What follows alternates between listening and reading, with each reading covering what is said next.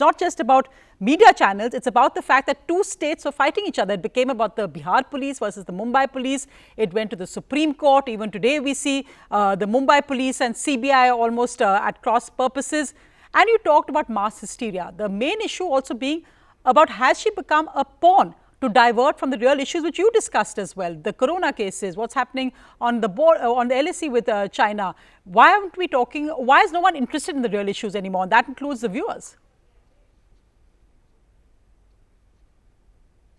I mean, I can only speak as an observer, as a layperson and as an audience, but it definitely seems to me that the interest in this case is motivated. As I said, one, it is motivated by a voyeuristic and rather shameless audience, in which I count myself, a news watching audience. And I think that, I really want to, and I know I'm repeating, but I want to say this, as educated people, we should be ashamed of ourselves. We should be ashamed of the kind of mob justice and this mass hysteria that we have encouraged and we are participating in.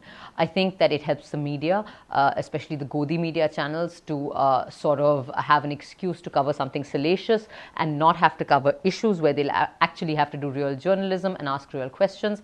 I'm sure someone in politics is benefiting from this. I know that the Bihar elections are around the corner. I can't say for certainty, but I find it very interesting that the very same party that was and members of the party that had a problem with Sushant's film Kedarnath, because it allegedly showed a Hindu girl, falling in love with a Muslim boy, and it was allegedly love jihad. The people who banned that film and demanded the ban for it are today printing posters in Bihar and saying ki Sushant tumhe bhulenge nahi. So I think that it's very obvious that there's a lot of people whose vested interest and other agendas are being served by this case, and it seems to me that Rhea has been made a scapegoat. And I really want to say that kudos to her, and kudos to her integrity for having complied with the entire investigative process and for having admitted to whatever habits that are now landing her in a situation where she has been arrested. Kudos to the integrity of that girl and kudos to her strength. I do not understand how she's holding up and how she and her family are sane. What we have put this family through it's frankly, it's criminal. No, Swara, and I think it's important that you speak out, because so few people have spoken out in terms of just what the family is going through. And in fact, her father is a retired army surgeon. Today, his daughter and his son are both under arrest by the Narcotics Control Bureau. We don't know what the charges so far seem to be about getting drugs for Sushant, but let's see what that unfolds. But the father actually put out a statement saying, congratulations, India, you've destroyed a middle-class family. The whole real issues of mental health have been completely swept under the carpet. In fact, when I interviewed Rhea last week, she talked of her own family and how they almost feel that they should die by suicide because of what they're going through and how they've been targeted. A very tacky and very bad film, may I say.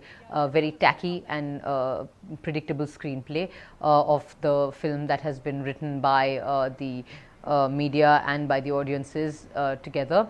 I think there are two things that you're talking about. One, of course, I just want to say that it is shameful.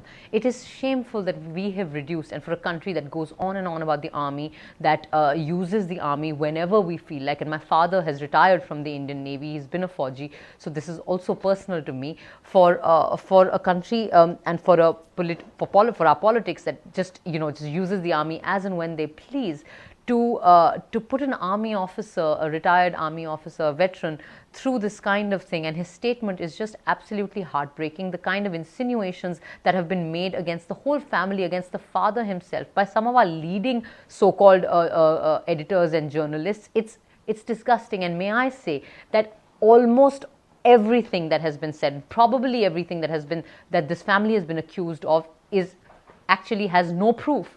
So it is all cooked up allegations and accusations, and it's nothing but a mirror into how sick our own mind is as a society. I think the father's statement was heartbreaking. I think that when Rhea on your channel and in the other interviews that she said that the whole family feels like committing suicide, I mean, what can be more damning for us than that this is what we're reducing a possibly innocent family to?